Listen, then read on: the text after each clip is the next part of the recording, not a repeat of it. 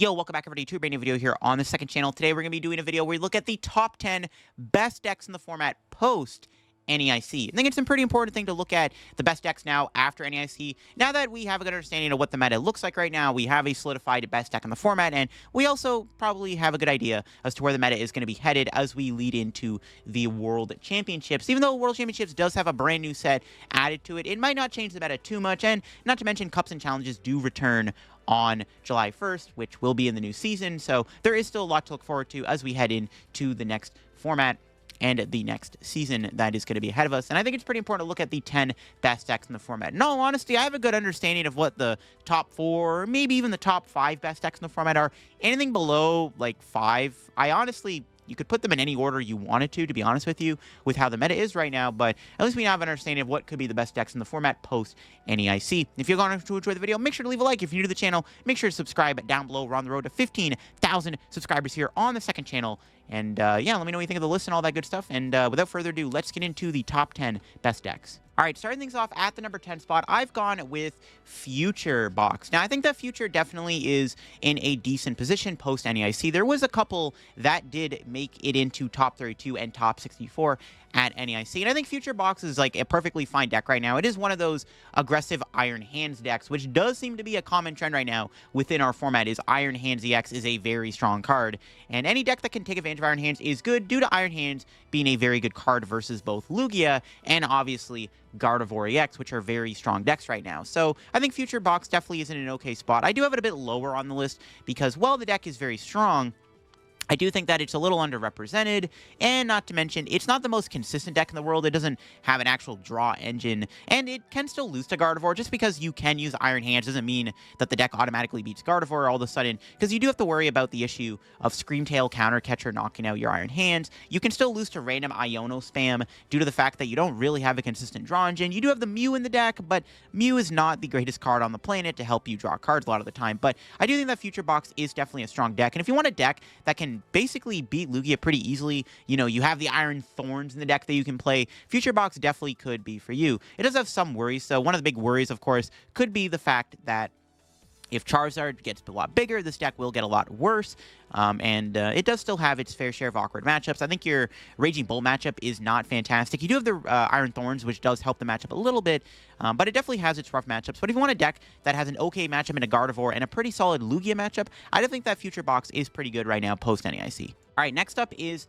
CPOW. Now, CPOW did have a decent showing at NAIC with a couple in the top 64 and top 32. And honestly, Shenpao isn't a bad deck right now. It does have an okay matchup versus Gardevoir. You have Radiant Greninja pressure, and you are once again another deck that gets to abuse Iron Hands EX. Can you see a similar trend in today's video? Well, yeah, Shenpao definitely seems like it is in an okay spot. It is still Shenpao at the end of the day. It can still run into some rough draws, and it's not the perfect deck on the planet. I don't even know if it really has a good Raging Bolt matchup. Its Lugia matchup also could be a little close.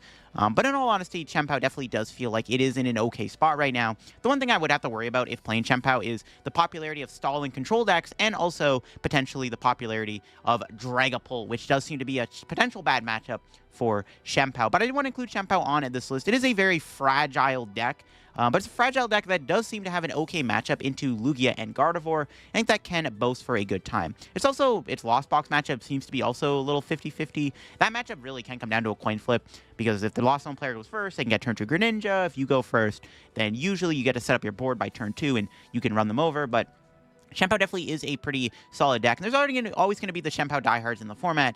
But right now, post-NAIC, Shenpao doesn't seem like a bad deck, and I definitely would put it on the list. So I'm going to put it a bit lower due to the fact that it is still a bit of a fragile deck at the end of the day. Next up on the list is Snorlax. Now, in all honesty, Stall does seem to be a little underrepresented right now. There was a Stall deck in the top 16 at NAIC, so at least one Stall deck did do decently well at NAIC. Obviously, not making it into the top 8. Well, making it to the top 8 could have been a different story for the deck, and maybe could have had a chance of taking down the tournament. Snorlax does seem to be okay right now, just because not really anyone is respecting the deck. Snorlax does have the pleasure of having a good matchup against some of the big decks. I think its Dragapult matchup isn't terrible. Your Guardy matchup should be okay. Gardevoir does play double Turo, which can be a bit of an issue, but I do think that Snorlax overall is in a decent enough spot right now to be an okay archetype within the format. And I think Snorlax definitely is a deck that, no one's respecting at the moment. And despite there not being any other major tournaments in this format until Worlds, which is going to be a brand new set on top of that, it is a bit of a bad thing for Snorlax, because in all honesty, Snorlax could have been a better deck if we had more tournaments in this format. Like if we had another major tournament next week, there's a good chance Snorlax could have been a lot more represented once people figured out the meta a little bit more. But I did want to include Snorlax Stall on this list. There was, again, one in top 16 at NAIC, and it does seem to be a deck that could do well in this format, and maybe could have done a lot better had we had more time to play in this format. We'll have to see how it maybe performs at the Cups and Challenges, but yeah, I definitely want to include Snorlax in the top 10 somewhere. Next up is Miraidon. Now, Miraidon did have some decent showings at NAIC. There was one in top 16 and a couple in the top 32. Miraidon actually does seem to be a good deck right now against some of the top tier archetypes. I think Miraidon can beat Lugia pretty easily. That would arguably be its best matchup. I also think that its Guardy matchup doesn't seem to be too terrible, because once again, you are playing Iron Hands EX. Now, unlike a deck like Future Hands or Shempao, there is a little bit more setup behind getting the Iron Hands established, where Miraidon, most of the time, if you're lucky, you should be able to get a turn 1 amp you very much off, thanks to Electric Generator bailing you out. And that's kind of the Achilles heel with Miraidon, is it is a little bit too reliant on a card like Electric Generator to bail you out of tough spots. And sometimes Electric Generator can obviously miss energy, which can be a big deal. But Miraidon definitely does still seem like it's in an okay spot right now. Just being able to abuse Iron Hands is really good. I also think your Lost Box matchup isn't too bad either. You are a bit more of an aggressive deck than they are. While Lost Box can still get turn on Mirage Gate, you can also put on a lot of pressure with Iron Hands that matchup. That matchup, honestly, is kind of just who can take the first 2 prizes first. And yeah, Miraidon does seem like it's in an okay spot post-NAIC. It does seem to be a lot stronger than I think a lot of people are giving it credit for. And I think one of the things that makes Miraidon so good right now is it's really reaping the benefit of Charizard not being super popular within the format right now. But where Miraidon stands definitely it's in an okay spot. It might be a little bit flimsy at the moment, but it definitely could be a lot stronger in the future if Charizard does not pick up popularity, but unfortunately, I don't think that's the case. I do think that we're going to see a little bit more Charizard going forward, and that might not be a good thing for Miraidon. Because speaking of Charizard, we got Charizard here at the number 6 spot. Charizard, I think, is primed to make a bit of a comeback in the format. I think Charizard definitely can take down a Gardevoir EX pretty handily. That is one of the things Charizard can do nicely. Now, the thing about Charizard right now is there's actually quite a few ways to play Charizard EX. Now, the main one, obviously, is the straightforward Pidgeot build, the one that William Azevedo did play at NAIC here. It's a little bit more of a teched out list, but Charizard is a deck that a lot of the time can afford to be more teched out due to how the deck actually functions and plays. And Charizard doesn't seem like a bad deck right now against a deck like Gardevoir EX. And I think your Lugia matchup isn't bad. You have the proper techs for it. You can have the Temple Sinnoh. The Enhanced Hammer is really good. Charizard is just a very strong beat stick deck that feels like it's a little bit underrepresented right now within the format. I think that's the main thing with Charizard, is it feels like it's a little underrepresented right now. There are a few ways to play it. Like I said, you have the traditional Pidgeot build, or you can play it with Dragapult EX, which is what Tord played to a top 32 finish at NAIC. So there are different ways to play Charizard right now. I don't think that Charizard is like trying to figure out the best way to play it. I do think it's just play Charizard, do well with it, and you're probably going to see success, because Charizard is that strong of a deck. And with all the top decks right now not being as good into Charizard, I think that is a pretty good thing for Charizard, especially if it can set up a lot easier against something like Lost Box. I think Charizard should be okay into a deck like Lost Box, and I think obviously your matchup against Gardevoir is fine enough too. So yeah, Charizard, pretty good deck right now, and I definitely wanted to include it on this list. All right, next up is Dragapult EX. And I do think Dragapult did underperform a little bit at NAIC. It actually did have a decent bit of placement, so, and that's just mainly because everyone was just playing all kinds of variations of Dragapult. There was Dragapult Pidgeot, which did make top 32 at NAIC here, which we got the list pulled up. But there's also Dragapult with Charizard. Lost Zone Dragapult did have a decent showing in day 2. Also, Dragapult does feel like it's still in a situation where we're trying to figure out what the best way to play it is. But I do think Dragapult deserves to be still in the top 5. It's still a very strong deck, and it still can take down Gardevoir. Now, the Dragapult Pidgeot build doesn't seem to be as strong as potentially the Dragapult Charizard deck here that may be in a bit of a better spot in our current format. Dragapult Charizard could be good. We got Tord Reklev's Dragapult Charizard deck here. Tord did do a top 32 run with the deck. It's more of a Charizard deck because it does have the heavier Charizard line as opposed to the Dragapult line, but still does play the Dragapult. And this build actually did win a recent massive 300-player late-night tournament yesterday, which does also boast the deck's potential in the format. But then, of course, there's also the Pramawat build of Dragapult Charizard EX, where Pram went for a different approach where he played a heavier Dragapult line, but still had the 1/1 Charizard within the deck. So definitely Dragapult feels like it could be the best with Charizard. Those were two of the highest performing Dragapult variants were with Charizard EX, and honestly could be the best way to play Charizard too, who knows. So I did want to include Dragapult on this list. There's so many different ways to play it, and because of all the different variations of the deck that are going around right now, I think that does boast for a little bit more popularity for Dragapult, just because of all the different versions running around. Like going into a big tournament, due to the different variations of it, you'll expect to see it a little bit more in a higher quantity just because there's so many different ways people are trying to play it. I do think the more popular way to play it going forward is going to be to play with Charizard, whether you're playing Michael Pramawat's build or whether you're playing the Tord build. I think that will be the way to play Dragapult going forward, or at least the more popular build, until maybe somebody can figure out a better way to play it with Lost Box or with just straightforward Pidgeot. But I did want to include Dragapult still in the top 5. It's a bit in a weaker spot, but I do think Charizard does make it a lot stronger and actually does improve your Gardevoir matchup quite a bit. All right, next up is Raging Bolt. Now, Raging Bolt seems to be the flagship big basic beat stick deck right now, and definitely feels like the strongest of the big basic beat sticks. The only issue Raging Bolt has, and it's barely even an issue, but it's kind of funny, the deck doesn't have access to Iron Hands EX, so that does hurt its Gardevoir matchup, but Raging Bolt is just such a strong and powerful deck that I think it's still going to prove to be a decent archetype in the format. I would still include it in the top 5 here, regardless of how good the deck actually is. At least one Raging Bolt did make top 16 in the tournament, and there was a couple that did make top 32, obviously, so the deck still has good representation regardless of whether or not you want to call the deck actually good or not, because it's still a very strong and fast deck. And honestly, the deck is so strong and fast that some decks struggle to keep up with how aggressive and strong it really is. Outside of just maybe having a bad Guardy matchup, I mean, even then, Raging Bolt can still improve on its matchup spread by including cards like Jamming Tower. You have Temple Sinnoh you could add over Pokestop. You could play Enhanced Hammers. But yeah, Raging Bolt is still a strong deck, and it's still going to be a popular deck. Whether or not the deck is, genuinely good or not, it's still going to be popular because people do like their big basic beat stick decks that just kind of destroy anything in the active spot, and Raging Bull will do that the best. So it's still going to be a deck that people will play regardless of how good it actually is, because it's a fun deck to play, and it's a very straightforward archetype with what it's trying to do, and I think it's still deserving to be somewhere within this list. Though it could get a little bit worse if Charizard starts to come back into the format a lot stronger now. Raging Bolt's arguable worst matchup is Charizard. So if Charizard gets a bit more popular now, whether it's with Dragapult or by itself, then maybe Raging Bolt's going to have to worry a little bit. But for now, the deck is still a decent archetype. All right, now as we enter the top 3 best decks in the format, starting things off, we got none other than Lugia, which Lugia does feel like it's a deck that is still very, very strong and is one that should still be respected. Honestly, it did kind of underperform at NAIC. It had a really good day 1. There was a lot of Lugia day 1. I think it was the most played deck day 1 at NAIC, but then, of course, when day 2 came around, I think the highest place in Lugia deck was top 32, and that build was like a very different version of what we've been seeing with Lugia. So the more straightforward build of Lugia with the Cinccino and the Legacy Energy didn't do as well at NAIC, but in all honesty, Lugia is still just a very powerful deck that it can adapt to the format. I think Lugia might start including cards like Drapion in the deck now to counter Gardevoir a little bit more. We could even see the more Vessel, weirder approach that Alex Shemansky played to a top 32 finish be a potential main way to play Lugia, but Lugia can still abuse cards like Cinccino or Sluna. Still is a deck that, once again, big theme here, gets to play Iron Hands EX. So yeah, Lugia does have a very good shot of still being a top deck in the meta. It's still a very scary deck, and the Jamming Towers also help your Guardy matchup quite a bit. One of the things that does make Lugia a little bit worse is how easy it can be to tech for it. Like, do you really want to beat Lugia?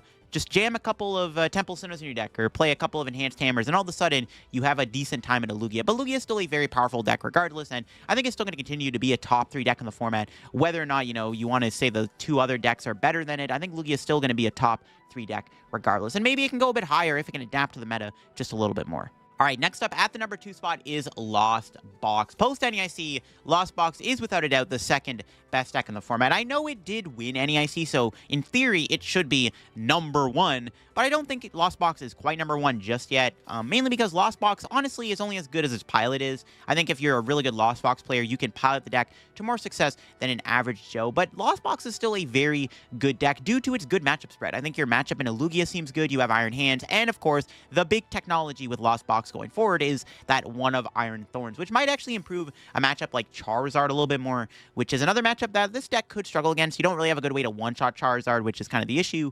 But Lost Box is a very powerful and aggressive deck. This more turboized build that did win NAIC is most likely going to be the way we're going to see Lost Box see play going forward, because you have the 4 Pokestop. You're just getting to Mirage Gate a lot quicker. You can get it on your first turn going second. You can even Sableye on your second turn. So there's a lot of potential that this Turbo Lost Zone deck has, and Lost Box definitely feels like it is in a very commanding position. Now, I would include it at the number 1 spot because it did win NAIC, but I still think that the number 1 spot edges out Lost Box. That matchup still, in my opinion, is a lot closer than people give it credit for, just because one big tournament was lost, and Lost Box won, doesn't mean that all of a sudden Lost Box is best deck. Because I still think the number 1 spot is validity, just flat out the best deck still. And as a deck that still can beat Lost Box under normal circumstances. Like I said, Lost Box really can do well with how good the pilot actually is. Like, Andrew Hedrick is one of the best players in the game right now. Obviously, he's going to find different lines and avenues and different win conditions against what our number 1 spot was. And that is kind of the story with Lost Box. It's a very hard deck to play, and just, in my opinion, doesn't deserve to be number 1, but is still, at the very least, a very good pick for number 2. I'm not sure how the deck's actually going to adapt going forward. I think the list is pretty solid. I don't think there's any other attackers you can consider playing. Like, you probably don't need Raikou. You probably don't need Roaring Moon. Really, the thing to watch out for is potentially if Charizard gets more popular, but you can still out-turbo Charizard regardless. I mean, decks are still not running Jirachi right now, which is a big deal. But if decks do start playing Jirachi, okay, maybe Lost Box has to worry a little bit more. But before we get to number 1, I do have some honorable mentions I wanted to mention real quick that didn't quite make the top 10. All right, getting into the honorable mentions here. I got a couple of them. The first one I want to mention was Regidrago. I think this deck is going to have a lot more eyes on it now that it does have a top 16 finish at NAIC. That's pretty impressive. A lot of people were not sleeping on the deck, but maybe memeing on it a little bit too much. Was like, okay, is Drago really a good deck, or is it more of a meme? In all honesty, it is one of the best decks that does get to use Dragapult EX. You could argue this is actually the best way to play Dragapult due to the fact that it's a lot consistent at getting that turn 2 Dragapult off, where normal Dragapult usually have to wait a couple turns to start using Phantom Dive, where this deck can Phantom Dive on the second turn of the game. It's kind of like a bigger basic version of like Raging Bull, because not only are you playing Raging Bull, but you're also playing Ogerpon, so it kind of plays a little similar to Raging Bull, where it's just a deck that goes fast. You have a bit of a bulky attacker with Regidrago, and you do have a variety of attacks to choose from, and I did want to include it as an honorable mention because there's still some potential here. There's also Control, which I wanted to mention. Control is definitely a deck that honestly could have replaced Snorlax had it done better at NAIC. There was a couple that did do okay. Obviously, the big one being Caterpie, Alexander Cremasoli, who did decent with the deck and really innovated with the list a little bit by adding that 1/1 Farigiraf to the deck, mainly to beat Raging Bolt. Raging Bolt does not have a way to deal with Farigiraf most of the time. I mean, they do play the Sandy Shocks, maybe they'll have a Flutter Mane. For the most part, they're not playing that cornerstone Ogerpon, which doesn't seem to be a great answer to the Farigiraf regardless, and Farigiraf is pretty good against Raging Bolt, and that might have been one of Pidgeot Control's scariest matchups, and having access to that infinite Penny Loop at the end of the game with Ursaluna is very deadly. I think that Pidgeot Control is just a very good deck still, and honestly could make the top 10, or maybe could have made the top 10 under different circumstances. It didn't have the best showing at NAIC compared to Snorlax, because Snorlax did make top 16, but I still think Pidgeot Control is still a lot going forward, and I think it honestly might be better than Snorlax if the world was a little bit different. And then, of course, we got Ancient Box, which seems to be one of the best ways to beat Gardevoir right now. Ancient Box did do okay at NAIC. It had a decent day 1, but the day 2 for Ancient Box wasn't fantastic. I think the highest placing Ancient Box was top 64, which isn't terrible, but I wanted to include Ancient Box on here regardless, because if you want to play a deck that, in theory, should just pummel Gardevoir, I think Ancient Box is the best deck for that reason, because Ancient Box seems to be a deck that should just have a very good matchup versus Gardevoir, because you're just attacking with Roaring Moons, which Gardevoir can struggle against. The biggest answer they have to your deck is Iono Spam and Unfair Stamp, which can be kind of annoying, but I think Ancient Box is actually not that bad of a deck. It might have a bit of a weaker Lugia matchup, but it does beat Guardian Lost Box in my opinion, and I think your Raging Bull matchup's fine. Maybe Charizard and Dragapult are going to be a little bit harder, which those decks might get a little bit more popular, so maybe the deck is a bit weaker. I was thinking about including it at the number 10 or number 9 spot, just because of how good its matchup is against the two best decks right now. But I think that it's still edging out in the top 10. Probably would be the de facto number 11 spot on the list. In my opinion, I would probably put Ancient Box at number 11. It just barely misses out on making the list, but I think it's still a strong deck regardless. Anyways, let's get into the number 1 now. And at the number 1 spot, to no one's surprise, is, of course, Gardevoir EX. So I think we all can agree Gardy is the best deck right now. It took up more than half the top 8 at NAIC. It dominated NAIC. All the top players were on it. Gardevoir is by far and away the best deck. I know it didn't win NAIC, but honestly, that finals match could have gone either way. Hedrick is just obviously an insane player, and that matchup is a lot closer than I think a lot of people give her credit for. In fact, I could argue Gardevoir is still slightly favored against Lost Box when they have the Clef Key and the Flutter Mane, and even still having stuff like Unfair Stamp in the deck. I did want to highlight the build that Kaiwin and Natalie both played to make top 8 with the TM Devolution. This actually might be the best way to play Gardevoir right now. The TM Devolution seems really good if Dragapult and Charizard pick up a little bit more popularity post NAIC, which I do think they will do. So I did want to include the build here from top 8 that Natalie and Kaiwin played, but Stefan's build's really good too, and obviously the other builds in top 8 were also very strong. Gardevoir actually feels like a deck that could kind of move around its pieces a little bit and include different tech cards for different matchups. I think it is a deck that definitely can get away with doing that, and that might be one of Gardevoir's biggest trait right now. It's kind of like Charizard last format, where you can kind of toy around with what counts of cards you want to play, what certain tech cards you want to play, and that's kind of the big trait with Gardevoir. But yeah, Gardevoir's best deck, I don't think anyone's going to argue it. It is not like S-tier best deck like it was last format with Charizard, or even like Lugia format, but it's still by far and away the best deck right now, and I think most people need to respect Gardevoir heading in to the World Championships, or even just if they want to go into any Cups and Challenges next month. You definitely got to respect this deck a lot more going forward, because it is still going to be very popular and very played, as in my opinion, it is the best deck right now in the meta. And I think that a lot of the decks have to kind of figure out ways to beat it. I mean, there's a reason why there were so many Iron Hands-esque decks within this list. But that'll be for me on today's video, looking at the top 10 best decks in the format. Let me know what you thought of the top 10 and all that stuff down below. If you're new to the channel, make sure to subscribe, so we're on the road to 15,000 subs here, and leave a like if you go on to enjoy the video. I'll catch you on another PCG video very soon. Bye-bye.